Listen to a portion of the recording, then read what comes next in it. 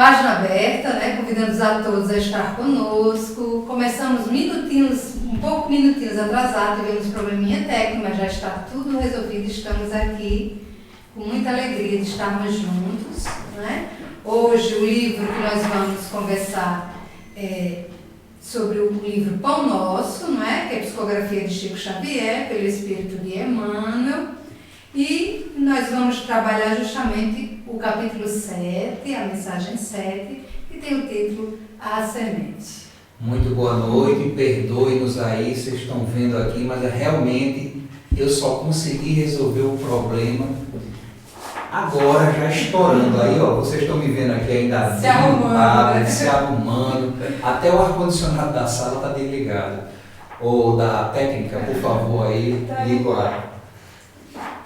Mas tudo certo. Então, Emmanuel, ele vai trazer uma reflexão muito interessante para nós sobre a mensagem, né, que é Paulo, 1 aos Coríntios, que é o capítulo 15, 37. Como nós sempre comentamos um pouco antes da mensagem, como as cartas de Paulo, elas trazem para nós um grande aprendizado, né? Ela sempre tem na sua base o aconselhamento aos discípulos, aos seguidores de Jesus naquela época, né? E Paulo tinha todo esse cuidado de incentivar. Então essa carta, 1 aos Coríntios, no capítulo 15, né? Paulo começa dizendo: também vos notifico, irmãos, o evangelho que já vos tenho anunciado, o qual também recebeste e no qual também permaneceis. E aí ele vai trazendo, né, todo o seu aconselhamento, e no ponto que é o ponto que Emmanuel nos traz para a reflexão, um ponto anterior que ele diz assim: vigiai justamente e não pequeis, porque alguns ainda não têm o conhecimento de Deus, e digo-vos para vergonha nossa. Olha só. Mas alguém dirá: como ressuscitarão os mortos? E com que corpo virão? Insensato, o que tu semeias não é vivificado se primeiro não morrer. E quando semeais, não semeais o corpo que há de nascer, mas o simples grão, como de trigo ou de outra e qualquer semente. Então, Emmanuel vai pegar justamente esse ponto 37 para a nossa reflexão e é sobre isso que nós vamos começar a conversar hoje, né? Sobre a semente. E Emmanuel começa dizendo o seguinte: nos serviços da natureza, a semente reveste-se aos nossos olhos do sagrado papel da sacerdotisa do Criador e da vida, né? Então, veja só, o papel que a semente tem na natureza é de ter, né, essa função de ser a sacerdotisa do Criador e da vida. Gloriosa herdeira do poder divino, coopera na evolução do mundo e transmite silenciosa e sublime ligação, tocada de valores infinitos à criatura. Veja bem, vamos pensar um pouquinho sobre isso, não é? Que Emmanuel vem trazendo toda a sua poesia, né? Toda a sua forma poética de falar dos ensinamentos que a natureza nos traz através das suas pequenas sutilezas e que são grandiosa aprendizagem para nós. Quando ele coloca, né, que a semente é herdeira do poder divino, que ela coopera na evolução do mundo e transmite silenciosa e sublime lição tocada de valores infinitos à criatura. É como se Emmanuel pudesse nos dizer que é o próprio Deus, a natureza, né? Estando num contato direto conosco, Porque a natureza ela é tão pura e profunda nos seus ensinamentos, né, que nos toca se a gente tiver olhos de ver com sensibilidade, né? Então, quando a gente se depara diante de uma beleza de uma flor, de um pássaro, de uma árvore, e poder compreender aquela mensagem que aquele ser divino traz para nós. Queiroz, quer comentar alguma coisa? E ele diz, né, que a natureza, ela, na sua amplitude, ela verifica tanto a vontade divina em ação, que exemplifica, né, no trecho aqui que Emmanuel fala, sabiamente a necessidade dos pontos de partida, né? As requisições justas de trabalho, os lugares próprios, os tempos adequados. Né?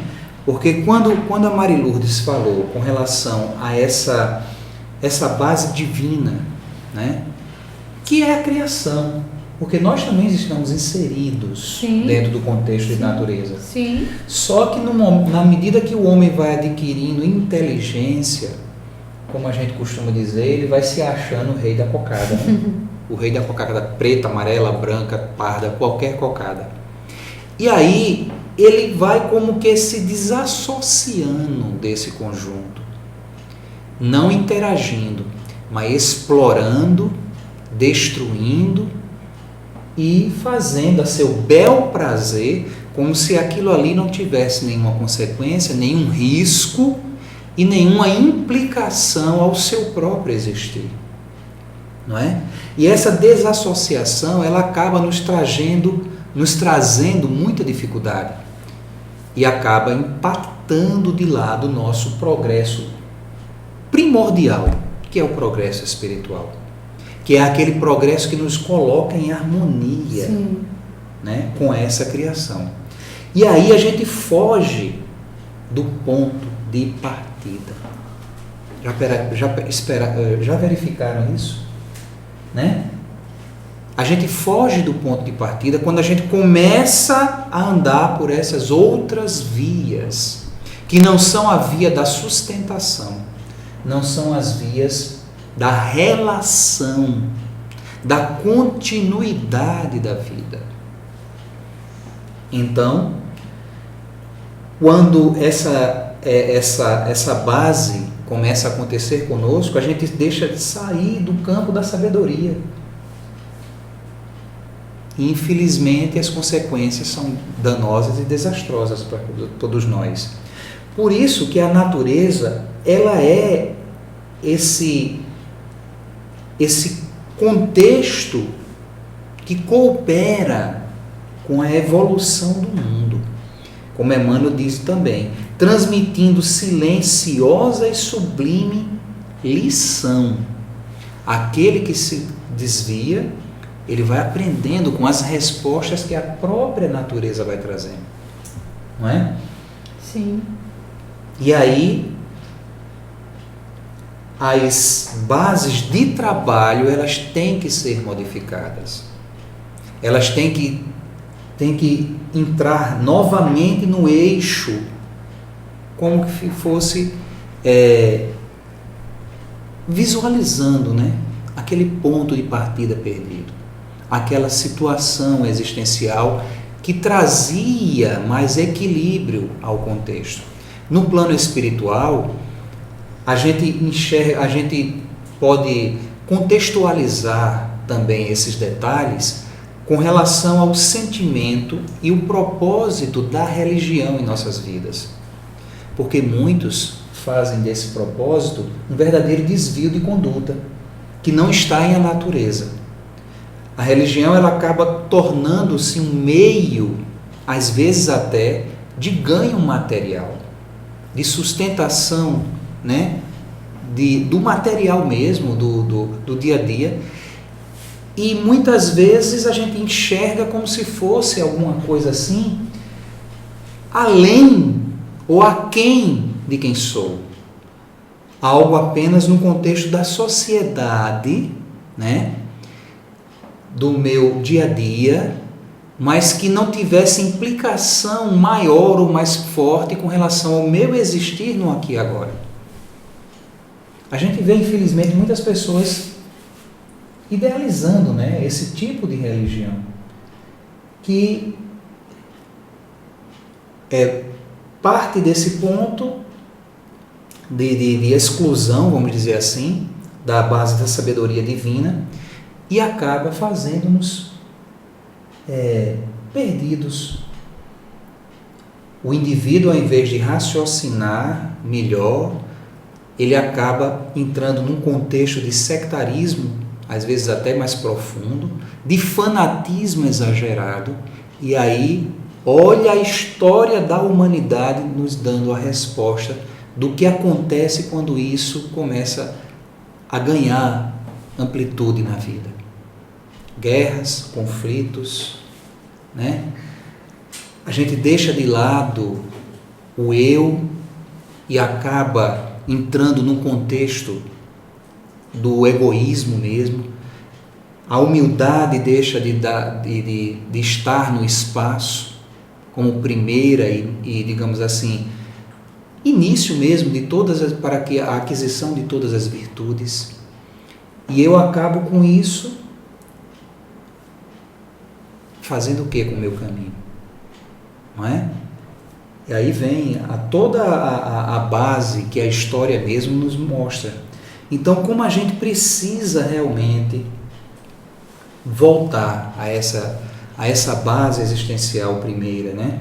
De relação, verificar realmente quais são as nossas requisições de trabalho verdadeiramente justas, os lugares próprios que me competem e a adequação no meu momento existencial, né? Porque muita gente, lembrando novamente a questão bíblica, a questão do livro que é dito como sagrado em toda a sociedade, principalmente na ocidental, né? Mas as pessoas querem que a aplicação ipsilídeis do que está ali, muitas vezes no contexto literal de um povo, de uma história que aconteceu há 3, 4 mil anos, e fica usando ou para justificar atitudes ou para atirar pedras em outros irmãos que não pensam da mesma forma.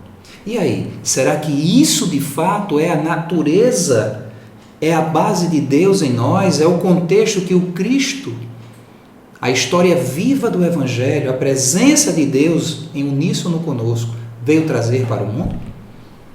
São várias reflexões, né, que a gente pode realmente ponderar e refletir. O que estamos fazendo da nossa vida, tanto no contexto material como no contexto espiritual. Não é isso? Mary? Isso mesmo. Continuando aqui, não é? Não ouvimos. Continuando aqui, Emmanuel continua nos dizendo o seguinte: há homens inquietos e insaciados que ainda não conseguiram compreendê-la. A natureza. A natureza, exatamente.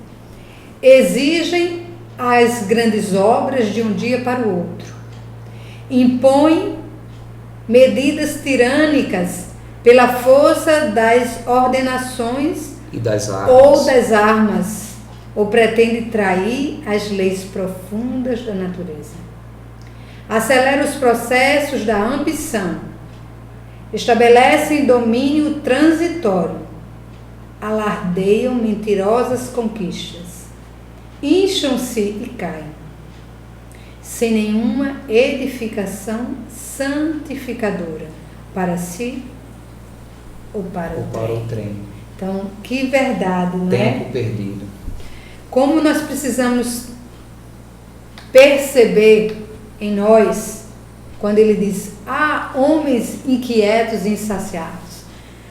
Como nós muitas vezes ficamos inquietos, querendo que as coisas sejam resolvidas ou transformadas de uma hora para outra. E se nós compreendermos através da observação da natureza, nós vamos verificar que a natureza não pula, não dá saltos, né? Não pula etapas. Ela simplesmente vai passo a passo. Porque se ela pular ou se algo faltar, ela está fadada a não brotar, a não nascer, né? Às vezes a gente vê tanto no nosso jardim, né?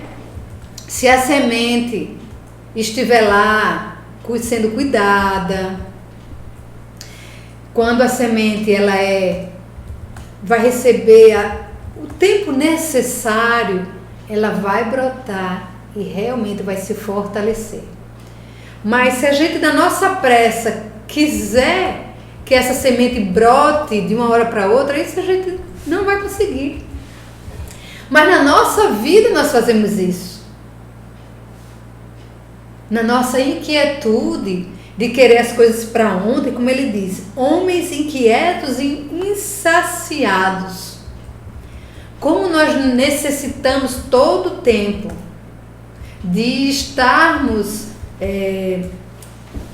precisando que os outros possam nos dar, nos saciar, que a vida, que a sociedade, que tudo esteja da forma que a gente necessita, né? Porque não conseguiram compreender o processo natural das coisas. Que nós precisamos primeiro plantar para depois colher. Não se pode fazer o contrário. Já querer colher sem plantar. E com o tempo. Com relação à religião, o que foi que os homens quiseram fazer? Impor o seu pensar religioso. Quantas e quantas culturas ditas pagãs não foram atrocidades, destruídas, né? Porque justamente, ao invés de você plantar, ao invés de você amadurecer, ao invés de você conviver para desenvolver, você impõe no sentido de conquistar, no sentido de destruir e impor. Totalmente sem ser natural. Isso, Queiroz, eu estava pensando quando você estava falando isso. Se a gente tivermos um olhar para a natureza, a gente vai ver a diversidade, né? A diversidade em tudo na natureza é diverso. Em convivência. Porque cada um precisa do outro. Então, nós muitas vezes queremos impor o nosso conhecimento achando que aquele conhecimento do outro é menor, não vale a pena.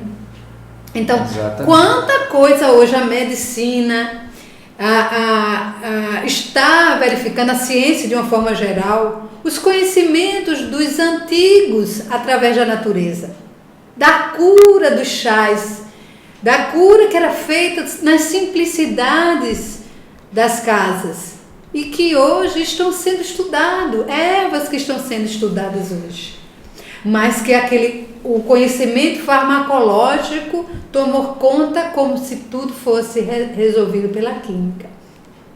E tomando como base o que Queiroz falou das religiões, se a gente for compreender a diversidade de conhecimentos, porque nós somos seres universais e cada povo chegou aqui com a sua sabedoria, trazendo um conhecimento novo para auxiliar.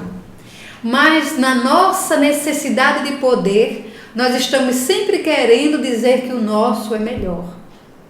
Que quem não estiver no nosso grupo, né, está fadado a ser um pecador, a morrer, né, ou ir para o inferno. E se a gente compreender, se cada religião tiver o seu objetivo de mudar-me, não é o outro.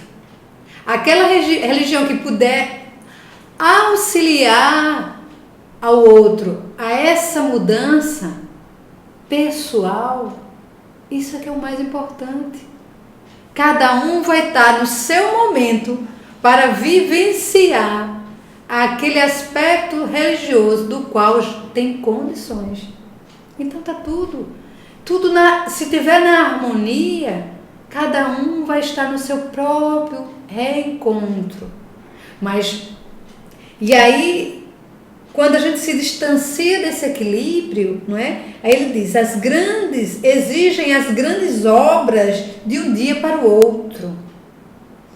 Impõem medidas tirânicas pela força das ordenações ou das armas, ou pretendem trair as leis profundas da natureza. E nós fazemos isso muitas vezes sem perceber. Como nós estamos cuidando do nosso planeta.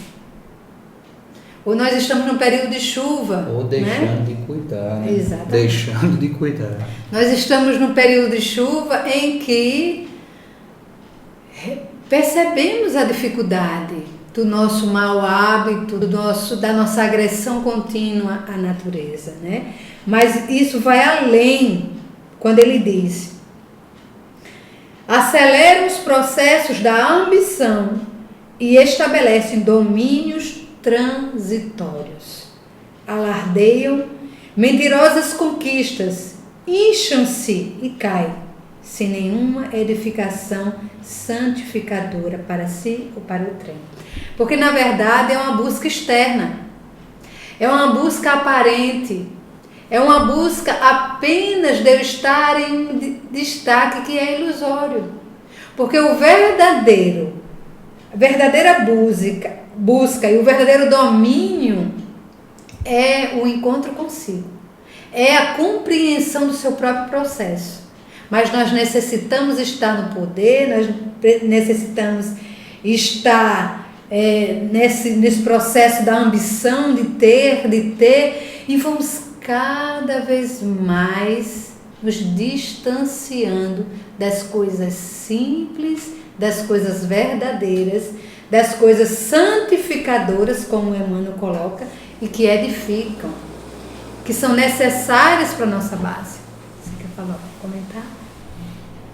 Pode continuar. Então, aí o que Emmanuel vem nos trazer aqui? Ele diz o seguinte: não souberam aprender com a semente minúscula, que lhes dá trigo ao pão de cada dia e lhes garante a vida em todas as regiões de luta planetária. Na nossa vida, meus irmãos, como está a nossa semente? Como está o plantio dentro de nós, dessa semente minúscula que Deus deixou dentro de cada um, que é a semente do amor, não é? Que é como o trigo que ele diz aqui, que dá o pão de cada dia em todas as regiões. Então, essa semente de amor que está dentro de nós, que se apresenta nas diversas virtudes que nós temos. E aí a gente precisa, como estamos cuidando do despertar dessas virtudes, não é? Como estamos cuidando do nosso dia a dia. Saber começar constitui serviço muito importante. Às vezes a gente já pensa na conclusão, a gente já pensa no término do processo e se esquece que a gente primeiro precisa dar um único passo para começar realmente uma mudança significativa, uma mudança completa, né? Uma mudança que pode ter um sentido em nossa vida. Porque a semente, que a gente até já falou aqui em outros momentos, né, Queiroz? A semente, ela já sabe o seu objetivo. Ela já tem no seu código ali, genético, o que ela vai ser. O seu objetivo de vida é poder brotar, crescer e oferecer a quem quer que seja a própria natureza, seja os animais, o homem, os seus frutos. Então, nesse processo de saber quem se é, saber que nós somos seres espirituais num processo reencarnatório, num processo de desenvolvimento, num processo de reencontro. E isso traz toda uma diferença. E que sabemos que podemos começar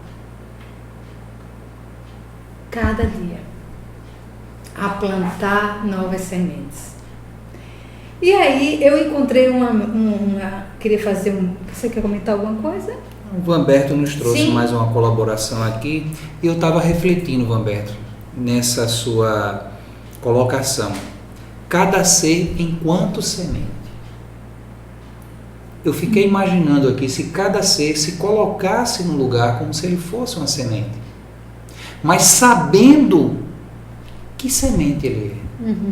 Uma semente divina, uma semente com um potencial gigantesco de desenvolvimento.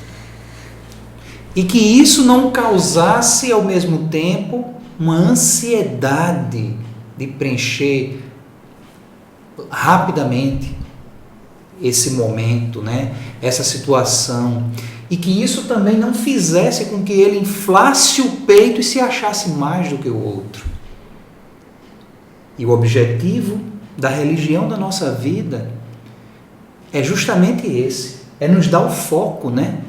Porque como você continua aqui, cada ser enquanto semente, ele traz seus potenciais, uns mais desenvolvidos, outros ainda latentes, outros nem muito significativos em termos assim de virtudes, não é verdade? Mas são potenciais. Sim. Que ele amealhou, que ele buscou. Então a sabedoria da escolha do que eu deixar espaço para crescer, ou como o agricultor sábio, que olha ali e vê a erva daninha, né, brotando no meio da sua plantação, e vai ali e começa a identificar e a cuidar, tratar, retirar a erva daninha para que não danifique, não prejudique a sua horta, com todo zelo, com todo carinho, com todo cuidado, né?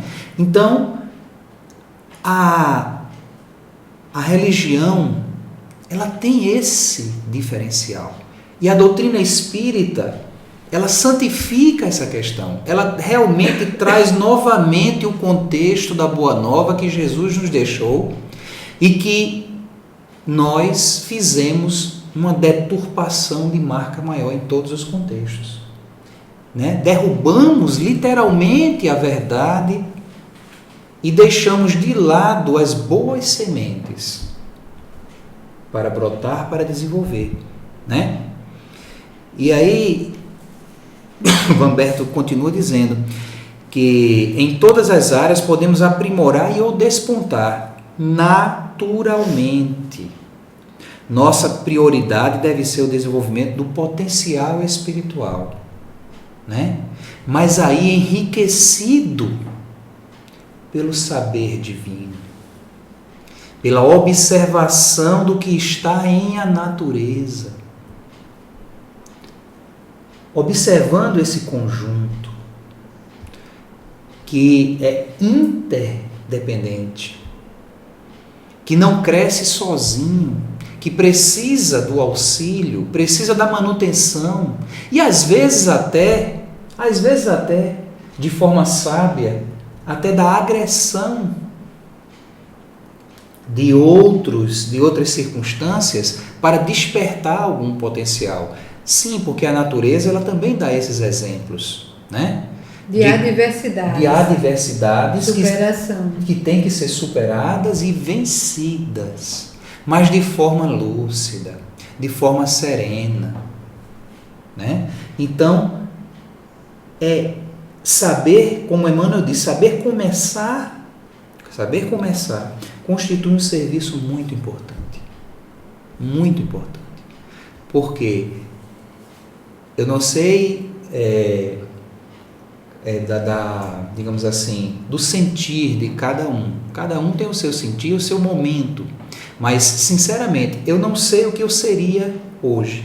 Como seria minha vida se a doutrina espírita não tivesse vindo para me dar tanta luz, para me apontar tão bem o caminho e me fazer, sem dúvida, a doutrina espírita, me fazer, sem dúvida, o que sou hoje e me mostrar na semente que ainda eu posso desenvolver, que eu posso ser, que eu posso crescer, sempre respeitando o meu irmão, a minha irmã, respeitando o animal, a árvore, o ar, porque a gente tem que conter. A gente está falando de natureza, né? Uhum. E espiritualização, ela é também essa conquista de respeito. O respeito é uma semente que tem que ser colocada em evidência para que possa crescer em grandiosidade com um conjunto da vida que, sem dúvida, traz toda uma diferença, traz todo um potencial de riquezas, né? de realmente bem viver. Porque se assim não for, o que é que nos espera no amanhã? Eu estava refletindo, né? Hoje em dia a gente vê, o homem está despertando sobre a escassez de muitos recursos, principalmente a água. Mas aí a gente vê, falta água no mundo? Será que falta água no mundo? A ciência me diz que desde que o planeta foi criado, a quantidade de água que existe nele é a mesma. Só muda a posição, né? Ora está aqui, ora está ali. Então a água existe, a água tem, mas o que é que eu estou fazendo com ela? Poluindo. Destruindo, poluindo, não tendo o cuidado, o zelo com essa natureza, com esse bem precioso e divino. Aí eu fico colocando as minhas dificuldades nas rédeas do divino. Até porque a água doce é em quantidade bem menor. Quantidade, né? Então, se eu poluo, com certeza eu vou ficando mais escassa a qualidade dessa água. Infelizmente. E todo um processo. Infelizmente, o que é que a gente vê? Quando aquela chuva vem, a enxurrada muitas vezes deixa você embaixo d'água e na torneira sua não tem uma gota. Então o que é que falta, gente? Justamente esse despertar, esse equilíbrio, né? Usar a nossa inteligência para usar com mais sabedoria esse líquido, para saber melhor armazenar, melhor distribuir, melhor aproveitar e compartilhar. Compartilhar é a palavra, né? Porque a natureza, ela retribui como resposta. Se eu forneço apenas a árvore da agressão, dela eu não vou ter como resposta suavidade, bênçãos. Eu vou receber, eu vou ser literalmente agredido também. Mas se eu contextualizar a verdade, da sabedoria, né, do respeito, eu vou receber também de volta tudo isso. E tem para todos. Né? Tem para todos. Os meus passos, eles têm que ser medidos em tudo que eu vou desenvolver. É como Emmanuel fala aqui, eu tenho que ter cuidado com o começo. Tenho que ter cuidado com o que aquele meu ato vai trazer de consequência. Porque a responsabilidade, ela vai ter que ser assumida de uma forma ou de outra, sempre. Não é isso, Mary? Isso. Então, eu queria fazer um parênteses aqui e trazer uma história que eu achei muito interessante. O autor é desconhecido, uma mensagem muito simples, talvez vocês já ouviram, mas que vale a pena a gente refletir.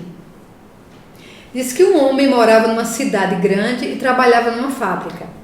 Todos os dias ele pegava o ônibus e viajava 50 minutos até o trabalho. À tardinha, fazia a mesma coisa voltando para casa. No ponto seguinte ao que o homem subia, entrava uma velhinha que procurava sempre sentar na janela. Abria a bolsa e tirava um pacotinho e passava a viagem toda jogando alguma coisa para fora do ônibus. Um dia, o homem reparou a cena, ficou curioso. No dia seguinte, a mesma coisa. Certa vez o homem sentou-se ao lado da velhinha e não resistiu. Boa tarde. Desculpe a curiosidade, mas o que a senhora está jogando pela janela? Boa tarde, respondeu a velhinha. Eu jogo sementes. Sementes? Sementes de quê? De flor. É que eu viajo neste ônibus todos os dias. Olho para fora e a estrada é tão vazia e gostaria de poder viajar vendo flores coloridas por todo o caminho. Imagine como seria bom. Mas a senhora não vê que as sementes caem no asfalto, são esmagadas pelos pneus dos carros, devoradas pelos passarinhos? A senhora acha que essas flores vão nascer aí, na beira da estrada? Acho, meu filho. Mesmo que muitas sejam perdidas, algumas certamente acabarão caindo na terra e com o tempo vão brotar. Mesmo assim, demoram para crescer. Precisam de água, disse o homem. Eu faço minha parte. Sempre há dias de chuva. Além disso, apesar da demora, se eu não jogar as sementes, as flores nunca vão nascer. Dizendo isso, a velhinha virou-se para a janela aberta e recomeçou seu trabalho. O homem desceu logo adiante e achando que a velhinha estava meio caduca. O tempo passou. Um dia, no mesmo ônibus, sentado à janela, o homem levou um susto. Olhou para fora e viu margaridas na beira da estrada, hortênsias azuis, rosas, cravos, dálias. A paisagem estava colorida e linda. O homem lembrou-se da velhinha, procurou-a no ônibus e acabou perguntando para o cobrador que conhecia todo mundo. A velhinha das sementes, pois é, morreu no mês passado. O homem voltou para o seu lugar e continuou olhando a paisagem florida pela janela. Quem diria, as flores brotaram mesmo, pensou. Mas de que adiantou o trabalho da velhinha? A coitada morreu e não pôde ver esta beleza toda. Nesse instante, o homem escutou uma risada de criança no banco da frente. Um garotinho apontava pela janela entusiasmado. Olha, mamãe, que lindo! Quantas flores pela estrada! Como se chamam aquelas azuis? Então, o homem entendeu o que a velhinha tinha feito. Mesmo não estando ali para contemplar as flores que tinha plantado, a velhinha devia estar feliz. Afinal, ela tinha dado um presente maravilhoso para as pessoas. No dia seguinte, o homem entrou no ônibus, sentou-se numa janela e tirou um pacotinho de sementes do bolso. Veja como o bom exemplo, né? Mesmo que tardiamente, mas ele surte efeito. Que a gente nunca deve deixar desse nosso começo, dessa nossa responsabilidade, dessa nossa ação, muitas vezes pequenina, muitas vezes singela, mas que pode fazer toda uma diferença. Pode ser a semente que precisa para fazer mudar no coração de alguém algo, né? E o interessante é que essa historinha nos traz alguns pontos muito importantes. Primeiro, a persistência. Que faz parte da natureza, né? De compreender que, embora ela estivesse jogando a semente, teria que ter um tempo, e ela respeitou esse tempo e ela não desistiu. Que a semente poderia encontrar percalços, como o asfalto, os pássaros, mas que haveria chuvas que iam ajudá-las também a se enfrentar a terra, né, e ali se firmar. Como também a velhinha não se preocupou com aquelas pessoas que veem o que você está fazendo e levam e olhar com desdém, achando que você está equivocado, que você está errado. Aquilo não atingiu. Não afetou. Porque ela sabia o que ela precisava fazer, como a semente que Emmanuel nos mostra, né? Pequenas atitudes traz, como ele diz aqui, para mim e para o outro. Então, no momento que eu vou alimentando a semente do amor que está em mim, como nosso irmão Vamberto colocou, né? As nossas potencialidades, nós vamos auxiliando ao nosso processo de redenção neste planeta, como também auxiliando a redenção de todos os nossos irmãos, porque todos estamos juntos neste processo. Como Emmanuel fecha, que parece até que ele também ouviu essa historinha das sementes da velhinha, né? Que ele diz que no esforço redentor é indispensável que não se percam de vista as possibilidades pequeninas. Exato.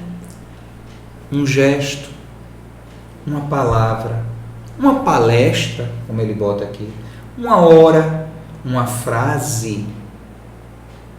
Vamos acrescentar um sorriso, vamos acrescentar um pacotinho de sementes, né, jogados à beira da estrada, um abraço, um alento, um olhar carinhoso, né? Boa noite, não é isso? Um aperto de mão. Isso tudo, né, pode representar sementes gloriosas para edificações imortais.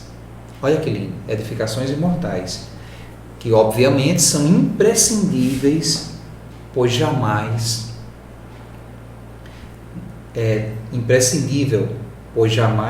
desprezá-las, né? Então a gente veja como contextualizar a semente em nossas vidas, não na preocupação do imediato, não na preocupação do que é efêmero ou passageiro, porque isso tudo, meus irmãos, o efêmero, o passageiro, que muitas vezes a gente se preocupa em demasia, vem como consequência do nosso trabalho perseverante, silencioso, né? Calmo, que no momento adequado ele pode até se acelerar, mas quando já tiver robustecido, crescido, dentro das nossas casas espíritas, quantos e quantos irmãos não se aborrecem porque o trabalho muitas vezes não se desenvolve dessa forma, não se desenvolve de outra forma. E tem muitos, inclusive, que batem o pezinho, abandonam a casa e abandonam a doutrina. Eu já ouvi muitos casos dessa natureza, Marilourdes, de pessoas dizer, hoje eu não estou mais no espiritismo, porque na época que eu fui, eu vi isso, eu vi aquilo outro. Peraí, mas a doutrina é as pessoas, né? A doutrina está num contexto externo, ou ela é aquela semente divina que tem que brotar de dentro de si para fora? Aí está todo o diferencial. Pode vir a tempestade, pode você cair até no inferno, mas você está sereno, você está tranquilo, você está robustecido naquela fé que é viva, porque é igual a uma semente, não é?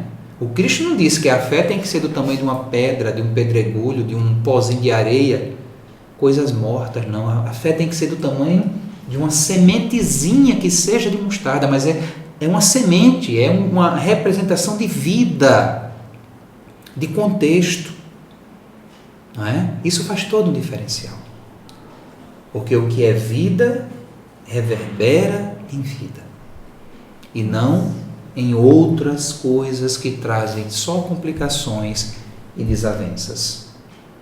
Então, todas essas bases são bases da consciência livre e tranquila, que ouve a voz interior e tenta planificar, ao menos tenta planificar, no seu dia a dia, nas suas atitudes, nos seus gestos, no seu trabalho, naquilo que lhe é peculiar, o desenvolvimento das sementes, dando aquele cunho, aquela base realmente de importância, como o Vanberto lembrou aqui, do desenvolvimento do potencial espiritual. Porque esse é o que vai ficar, como Emmanuel diz, para edificações imortais e gloriosas. Não é isso? Então vamos fazer, meus irmãos, da nossa vida, vamos fazer da nossa base de religiosidade algo de momento para a eternidade. Algo de solução no contexto do que é natural e não sobrenatural, do que é estranho, mas do que é íntimo, do que é potencial, do que é semente ou do que já está desalinhando como árvore, do que já está brotando dentro de nós. Que esse brotar, esse desenvolvimento seja realmente balizado com o que Deus sempre nos traz e que, sem dúvida, o que Deus nos traz é sempre algo glorioso e sempre algo maravilhoso. Que se a gente fizer a nossa parte e apenas se preocupar em fazer a nossa parte na representação do que temos de importante na natureza como um todo, sem dúvida, Deus fará a parte dele, porque Ele nunca deixa de fazer a parte que lhe compete. Nós aqui muitas vezes deixamos de fazer, ou quando fazemos errado. E aí a gente acaba arcando com as consequências. Não é isso, Mary? Então, agir no contexto da natureza, da vida, é essencial para todos nós. Esse esforço redentor. Então estamos chegando ao final de mais um Página Aberta, com o coração aberto para os novos momentos do nosso dia, que possamos pensar nessa mensagem tão edificante de Emmanuel, deixando que a semente do bem possa encontrar morada, abrigo para brotar em nós. Fiquem todos na paz e tenhamos uma boa noite. Hoje, sempre, até semana que vem, meus irmãos. Muito obrigado pela companhia de todos e até quarta-feira que vem, às 20 horas, com mais um Página Aberta no ar. Boa noite a todas e obrigado pela presença de vocês. Humberto, um abraço.